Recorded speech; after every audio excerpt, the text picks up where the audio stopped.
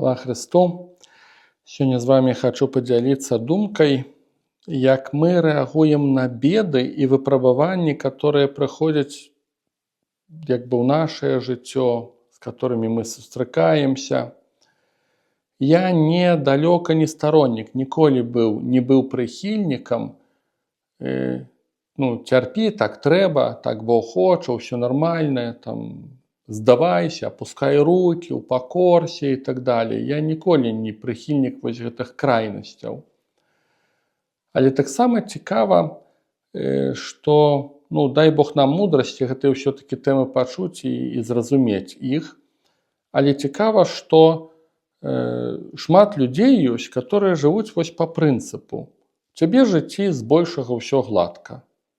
Праблемаў вялікіх няма. Неяк ты Господу молішся, нейкія правілы пабожныя выконваеш, і тут прыйшлі беды.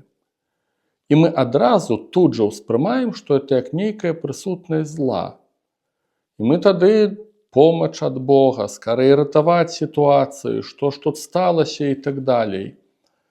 Аказваецца, сапраўды, тыя беды, яны ўсе розныя. Яны могуць быць вынікам нашых грахоў, нашай пасіўнасці, вынікам прысутнасці злога духа і пракляццем, а могуць быць такой выразнай рукой Божай. І мяне вельмі ўразіў тэкст з кнігі Другазаконня, калі Бог узгадвае гэты перыяд хаджэння Ізраіля па пустыні і гучыць гэты тэкст. «Помни весь путь, которым вел тебя Господь, Бог твой, по пустыне вот уже 40 лет, чтобы смирить тебя, чтобы испытать тебя и узнать, что в сердце твоем, будешь ли хранить заповеди Его или нет. Он смирял тебя, томил тебя голодом и питал тебя манною, которую не знал ты и не знали отцы твои, дабы показать тебе, что не единым хлебом живет человек, но всяким словом, исходящим из уст Господа, живет человек». И вот что меня гэтая фраза аж так уразила. Тое, што ўсе гэтыя беды, которые прайшоў ізраільскі народ на пустыні, яны сапраўды былі планам Божым. Гэта Ён, Бог, мы ўжо бралі гэты момант, разважалі з вами пра памяць.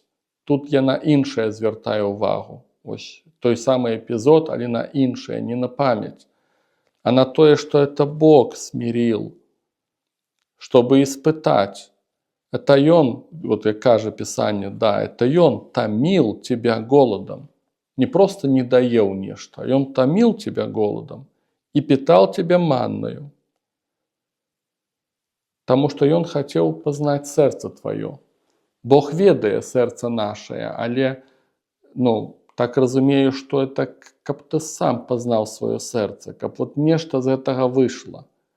Вот Бог дапускае такія гісторыі, каб паглядзець, а ты на самой справе ты за Господам ці не, ці ты тут жа пачнеш ныць, панікаваць, асуджаць людзей, Бога, усіх кругом.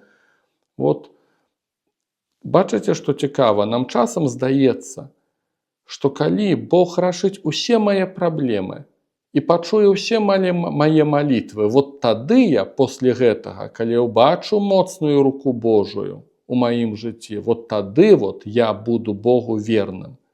Вось такімі катэгорыямі мы думаем. А з гэтага тэкста вынікае зусім іншая логіка. Аказваецца, першасным ёсць не тое, што Бог рашыць усе мае праблемы і абароніць ад усіх бедаў. Не, гэта не першаснае. А першаснае тое, што я раблю выбар, што я хачу за Богом.